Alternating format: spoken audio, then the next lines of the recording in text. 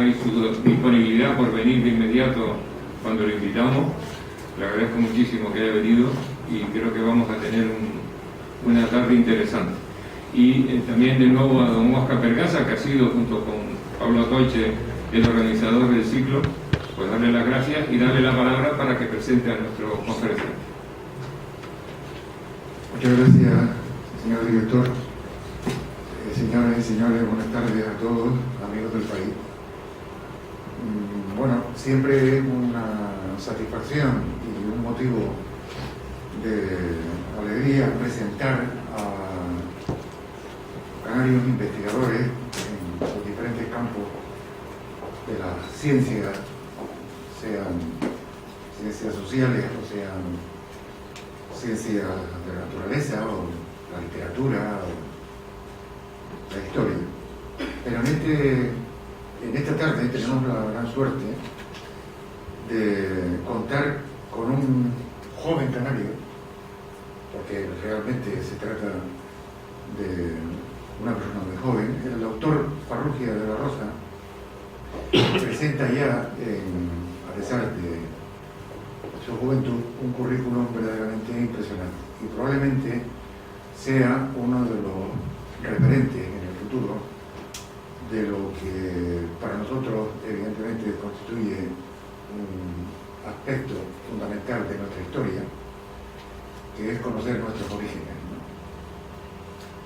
El doctor Farrugia de la Rosa es licenciado en Geografía e Historia y doctor en Prehistoria por la Universidad de La Laguna. Bueno, entre los diversos premios que ha ido acumulando a lo largo de su ya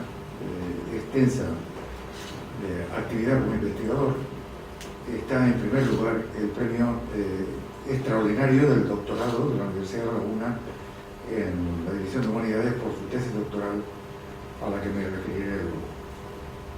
Es además premio periodístico de investigación histórica Antonio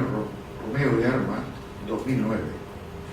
y miembro de la Sociedad Española de Historia de la Arqueología. Fue becario de investigación del programa de formación del profesorado universitario del Ministerio de Educación y Cultura entre los años 2000 y 2003, en el seno del Departamento de Prehistoria, Antropología e Historia Antigua de la Universidad de La Laguna.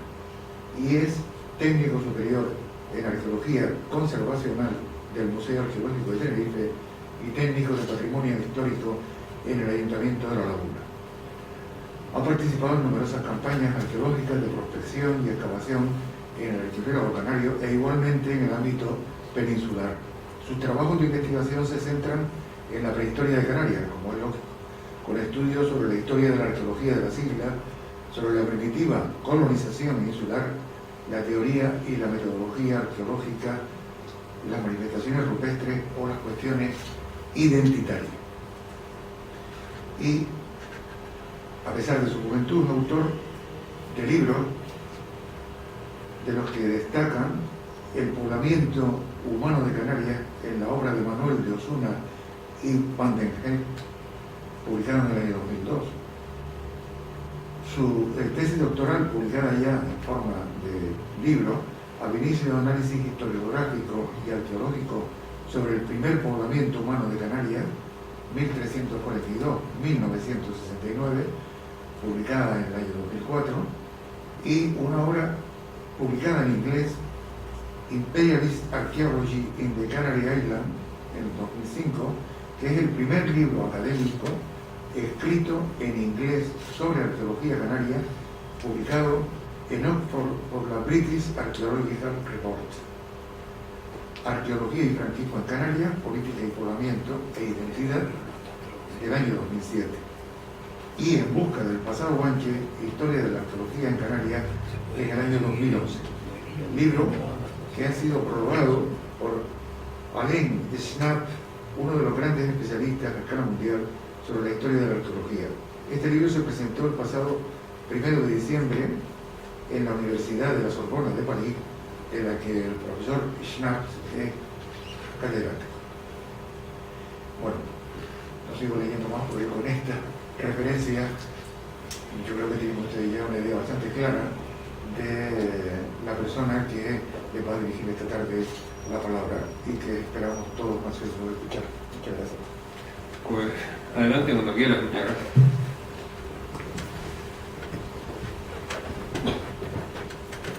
Bueno, muy buenas tardes a todos. En primer lugar, agradecer por supuesto a la Real Sociedad Económica la invitación para hablarles sobre la arqueología en Canarias. En concreto, en la ponencia de hoy quisiera hablarles sobre el primer poblamiento humano de Canarias, pero sobre cómo ha evolucionado el tratamiento del poblamiento, es decir, qué fue lo primero que se dijo sobre los pobladores de Canarias en torno a los siglos XIV y XV, cómo esa lectura del poblamiento evoluciona hasta pues, prácticamente la actualidad, de manera que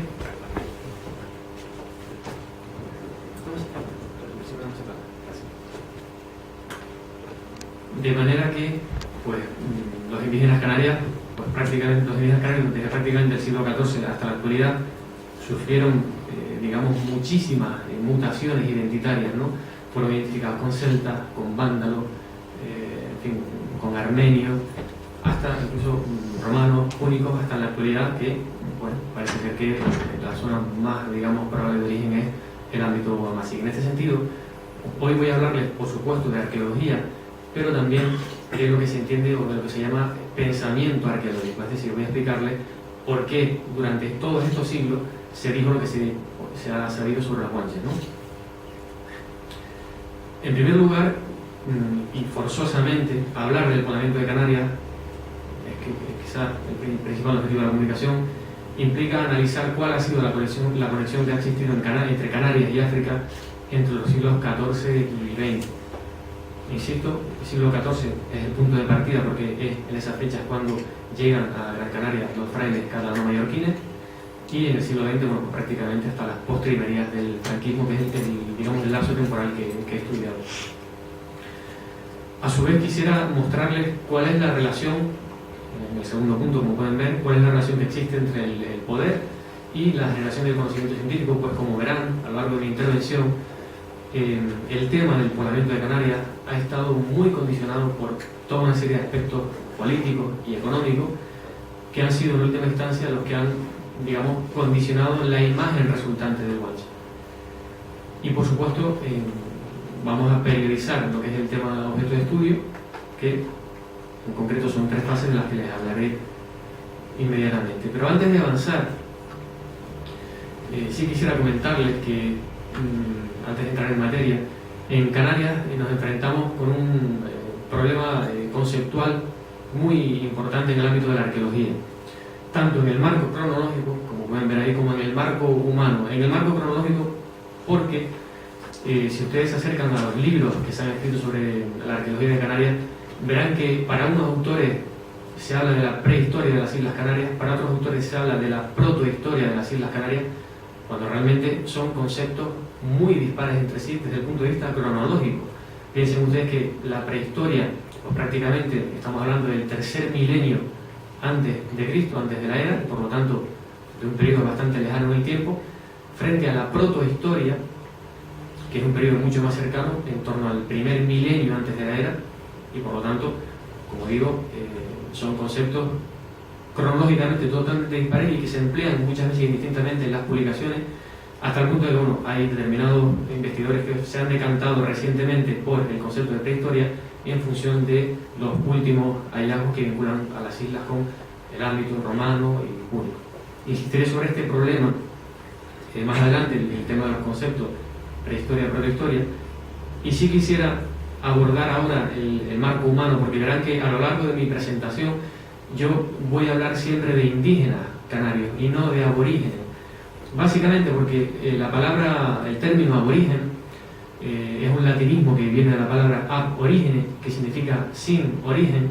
y se emplea para los pobladores que son originarios de un lugar. Es decir, los indígenas canarios serían aborígenes en el norte de África, porque provienen del norte de África y de allí es desde donde traen su origen. Evidentemente, una vez que los primeros pobladores llegan a las islas, no pueden ser aborígenes porque, como digo, su origen lo traen de fuera. El término quizás más adecuado para hablar de los primeros pobladores de Canarias es el término indígena, que significa, viene del latín indigenito, engendrado en el lugar, y esa referencia a los pobladores que son engendrados en un lugar independientemente del momento cronológico en el que esto ocurre. Es más, el término aborigen está relacionado con toda una carga colonial, es un término peyorativo. Los propios descendientes, por ejemplo en el caso de Australia, ¿no? Hoy en día rechazan el concepto aborigen por toda una serie de aspectos, como digo, éticos, políticos, etc. Y el término, digamos, etimológicamente más correcto y políticamente más correcto es el de indígena. Y prehispánico es un concepto que se comienza a acuñar en Canarias durante el franquismo, de manera que voy a mantener abierto el interrogante hasta que llegue a la parte del franquismo prácticamente al final de mi intervención, y también, bueno, pues explicaré por qué no es acertado designar a los indígenas canarios con el término del prehispánico. Vistos estos aspectos, en mi presentación de hoy, en mi conferencia, voy a hablarles del poblamiento de Canarias en 3 etapas bien diferenciadas. A lo largo de mi comunicación explicaré cuáles son verdaderamente los motivos que explican esta división en 3 etapas, pero ahora sí quisiera adelantarles el porqué de esta división. Una primera etapa se inicia en el siglo XIV, insisto, es el siglo en el que llegan los primeros frailes catalano-mallorquines a Gran Canaria, se inicia el contacto entre europeos y indígenas canarios, y esta primera etapa llega hasta mediados del siglo XIX, porque es precisamente a mediados del siglo XIX cuando Charles Darwin publica El origen de las especies en el año 1859, y esta publicación va a trastocar las bases de lo que es el pensamiento de la cosmovisión, digamos, judeo-cristiana, sobre la que también hablaré ahora, de manera que se puede hablar de un punto de ruptura entre lo que se venía haciendo, estudiando sobre el guanche hasta esa fecha, y lo que se comienza a hacer desde mediados del siglo XIX en adelante. De manera que, precisamente, la segunda etapa comenzaría a mediados del siglo XIX, insisto, con toda la carga de la teoría evolucionista y demás, hasta principios del siglo XX. Fíjense, en 1936, precisamente el año en el que estalla la Guerra Civil en España. Como consecuencia de la Guerra Civil, para cualquier tipo de actividad arqueológica, se producen pues 3 años prácticamente en donde, pues, como consecuencia del conflicto bélico, no hay ningún tipo de avance, de descubrimiento, y una vez finaliza la Guerra Civil y se inicia el régimen franquista, se iniciaría la tercera etapa, que como ven, pues prácticamente llega hasta la actualidad. Empezaremos entonces analizando la primera etapa, en donde sí quisiera dejar bien claro que es una etapa muy importante, porque a raíz del redescubrimiento de las islas por los europeos, frailes catalano-mallorquines, genoveses, etc., se comienzan a generar toda una serie de textos escritos, fuentes históricas, crónicas, etc., en las que, bueno, pues evidentemente interesaba saber cuáles eran los recursos con los que contaban los indígenas canarios, cuántos hombres de pelea había, por cuestiones evidentemente estratégicas, de acercarse y colonizar las islas, pero también comienzan a darse pequeñas aproximaciones, descripciones de lo que es el mundo indígena, pero siempre a partir del modo de pensar del europeo, a partir de una postura totalmente etnocéntrica, que estuvo marcado por lo que se llama la cosmovisión judeocristiana, incidiré ahora en lo que es, y por las fuentes clásicas. Traigo este modo solamente para resaltar la ubicación de Canarias en relación con el norte de África y a su vez con las propias fuentes clásicas que se escriben sobre la fachada mediterránea y atlántica, y con la propia Biblia, como el Génesis, porque, como señalaré aquí a continuación, el Génesis, incluido como todos saben en la Biblia, tuvo una incidencia muy grande a la hora de explicar el primer poblamiento humano de Canarias. Cuando llegan los primeros militares, los primeros corristas, que comienzan a describir a los indígenas canarios, por una cuestión evidentemente de pensamiento, digamos que el Génesis era algo así como el manual que existía por aquella época para explicarles el mundo, como había surgido el mundo. Bueno, pues estos primeros autores que comienzan a explicar el poblamiento de Canarias consideran que los indígenas canarios son descendientes de Adán y Eva y por lo tanto proceden del jardín del Edén, del Próximo Oriente, y una vez atravesado el norte de África, pues en diversas diásporas, habrían llegado a las Islas Canarias. Insisto, es una lectura inspirada directamente en la Biblia. Como consecuencia de esta lectura bíblica del poblamiento, pues, los indígenas canarios fueron relacionados con, por ejemplo, los descendientes de Jafet, porque Jafet, digamos, recibió parte del norte de África, ocupó parte del norte de África, de manera que por la proximidad que existía entre Canarias y África, era probable que hubiesen sido los descendientes de Jafet los que llegaron a las Islas Canarias. Y por esta fecha, estamos hablando prácticamente del siglo XIV, siglo XV, se supone que surge, se plasma por primera vez la denominada leyenda de las lenguas cortadas. Se supone que esta leyenda fue, digamos, recogida por los frailes catalano-mallorquines en un supuesto testamento, el testamento de los 3 hermanos, que no se conserva, pero al que hace referencia a Abreu Galindo. Y en esta leyenda básicamente lo que se decía es que los indígenas canarios evidentemente vivían inicialmente en el norte de África. A raíz de la dominación romana en el norte de África, pues se producen los enfrentamientos entre romanos y las poblaciones amazigh bereberes del norte de África, de manera que, según esta leyenda, habrían deportaciones de bereberes del norte de África hacia las Islas Canarias, y como castigo se les habría cortado las lenguas, de manera que pues prácticamente tenían que partir de cero para hablar, y por eso en la leyenda se dice que unos y otros no se entendían entre sí. Sin embargo, cuando analizamos esta leyenda en el contexto del Génesis, en el contexto de la Biblia, claramente nos damos cuenta de que es una leyenda que está inspirada en el relato de la Torre de Babel. Si se dan cuenta, en el relato de la Torre de Babel es una autoridad superior, Dios, quien infringe un castigo a los constructores de la Torre de Babel porque desacatan sus órdenes, y Dios, como castigo, pues provoca una diáspora, se distribuyen, ¿no?, los constructores de la Torre de Babel por el mundo, y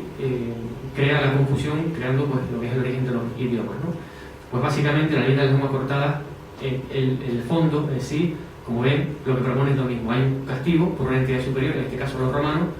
que provoca la dispersión de los bereberes, en este caso hacia Canarias, y mientras que en el relato de la Torre de Babel se da, digamos, origen, ¿no?, a los idiomas, a las lenguas, en el caso de Canarias, al contrario, digamos, el castigo es cortarle las lenguas de manera que entre ellos no se entienden. Esta leyenda es una leyenda, como digo, basada en un modelo de pensamiento, en la concepción judeo-cristiana, y no en evidencias arqueológicas. Sin embargo, recientemente, en torno a los años 70, a raíz del hallazgo de las primeras ánforas subacuáticas en Canarias, se retomó la leyenda de las lenguas cortadas para explicar el poblamiento de Canarias, porque, en teoría, pues casada bien con esos hallazgos subacuáticos, ¿no?, y pues permitía explicar la presencia romana en Canarias. Pero insisto, la leyenda de la Torre de Babel no tiene autenticidad ninguna, es un relato totalmente fruto de una composición, en este caso, judeo-cristiana. La consecuencia más inmediata de este contexto que les describo es que, evidentemente, pues se establecieron paralelismos forzados entre Canarias y el norte de África, pero curiosamente estamos hablando de paralelismos etnográficos y no arqueológicos. ¿Por qué? Bueno, pues porque por esta fecha los guanches, los indígenas canarios, no son poblaciones extinguidas, arqueológicas, son poblaciones vivas, todavía están en contacto con los conquistadores, entre ellos el religioso Fray Alonso de Espinosa, el dominico. Si se fijan en el texto, Espinosa señala: ellos son africanos y de allá traen su descendencia, así por la vecindad de las tierras como por lo mucho que frisan en costumbres y lengua, tanto que el contar es el mismo de unos que de otros. Alléguese a esto también que los manjares son los mismos, como es el gofio, leche, manteca, etc. Es decir, Espinosa, que por lo que sabemos de su biografía, por los pocos datos que sabemos de su biografía, nunca estuvo en África, sin embargo está estableciendo comparaciones entre los primeros pobladores de Canarias y los pobladores berberiscos del norte de África. Casi con toda seguridad, a partir de los pobladores bereberes que llegan a Canarias en torno al siglo XVI para dedicarse al cultivo de la caña de azúcar como mano de obra esclava, ¿no? Es posible que, de hecho se sabe, ¿no?, que se produce una interacción muy fuerte entre los bereberes que llegan de África a Canarias en el siglo XV y XVI y los, digamos, descendientes indígenas que quedan en Canarias, de manera que Espinosa observa que existen similitudes entre unos y otros y, como digo, establece una serie de comparaciones etnográficas indirectas, fruto de la observación, como digo, etnográfica. En estas fechas también, evidentemente, comienzan a aparecer en los distintos textos, en las primeras fuentes escritas, imágenes de los indígenas canarios, pero idealizadas. Y digo idealizadas porque por lo general muchas de estas imágenes se llevan a cabo sin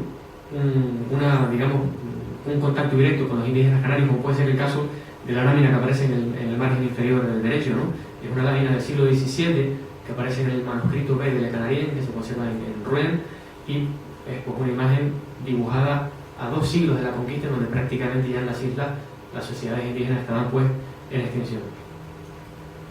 Aquí tenemos otra imagen. Fíjense la disparidad de criterio entre estas imágenes y estas, en donde, si se fijan, esta representación del indígena canario presenta rasgos negroides que en principio no se corresponden con los de la población indígena canaria. Estas cuestiones porque sabemos hoy en día, a partir de los estudios antropológicos, que el poblamiento procede del África blanca, pero sin embargo incorpora otros elementos de los que sí nos hablan las fuentes, ¿no? Como si se fijan, esa lanza rematada por un cuerno de cabra, las vestimentas, de las que también nos hablan las fuentes, las vestimentas de pieles, y la otra ilustración, la de Leonardo Torriani, es quizás la más fidedigna a la realidad, no solo porque es la más cercana en el tiempo, data del año 1596, coincidiendo con la estancia que Torriani hace en las Islas Canarias, por encargo de Felipe II, para diseñar pues puntos estratégicos en donde levantar toda una serie de fortificaciones para proteger las islas frente a los ataques piráticos. Y lo cierto es que Torriani era un ingeniero, se interesa por las construcciones indígenas, de hecho descubre cómo, por ejemplo, describe cómo los indígenas canarios construían las cuevas artificiales y, bueno, como digo, dibuja una serie de láminas en donde en este caso son los indígenas de La Gomera, pero también incorpora otras, por ejemplo, de Gran Canaria y del Hierro.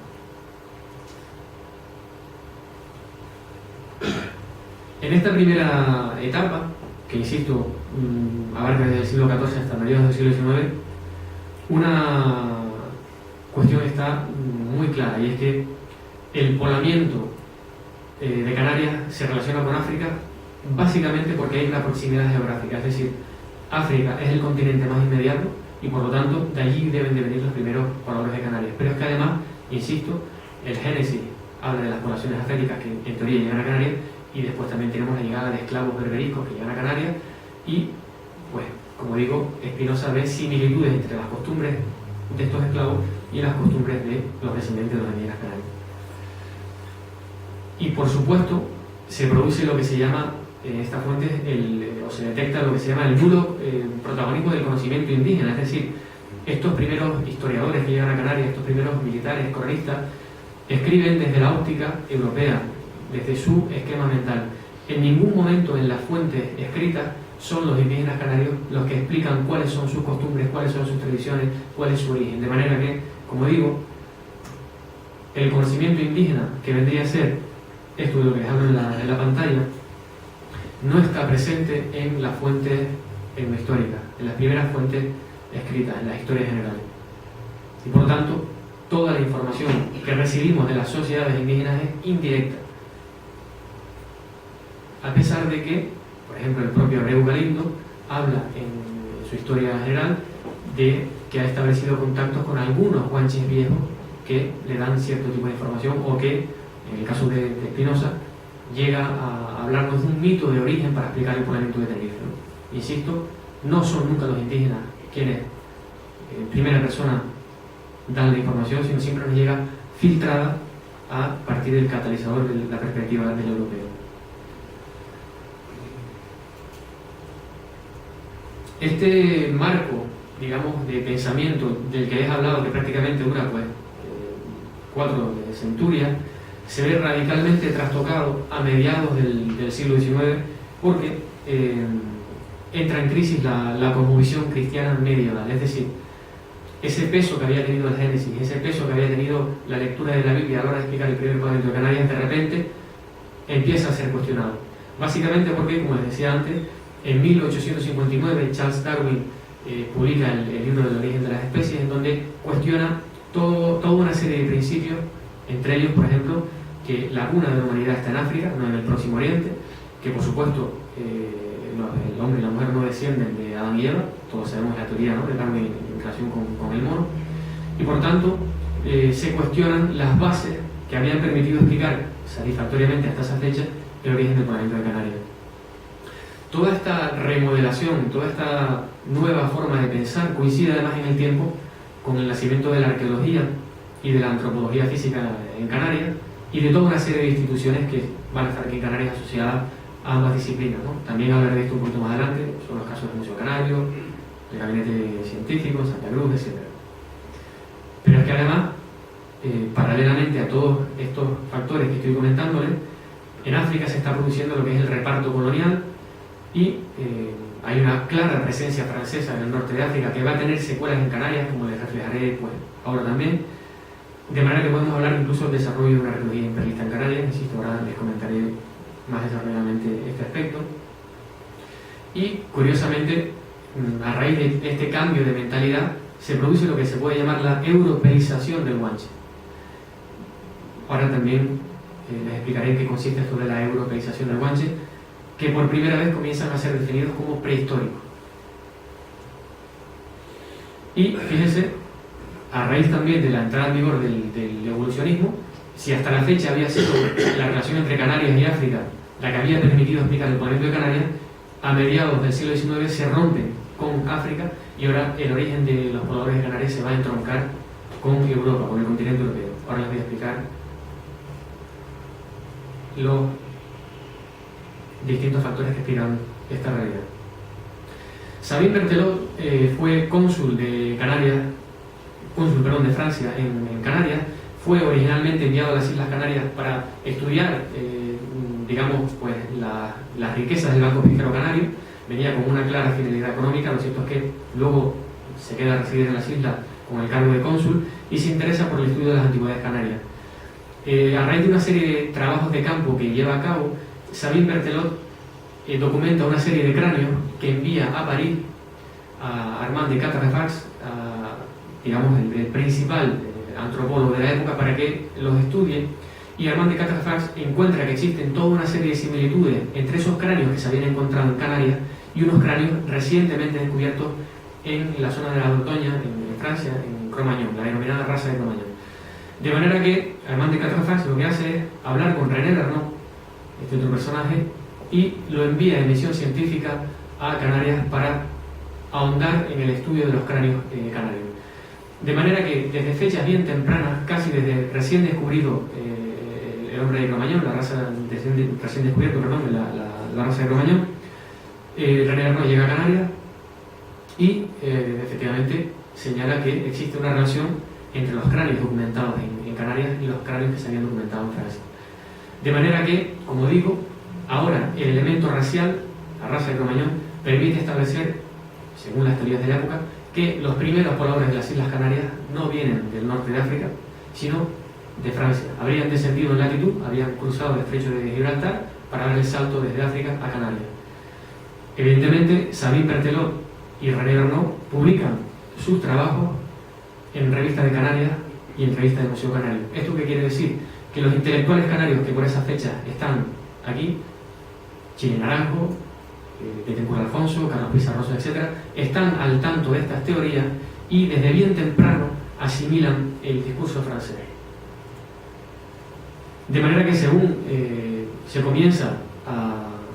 a postular por esta época, habrían toda una serie de poblaciones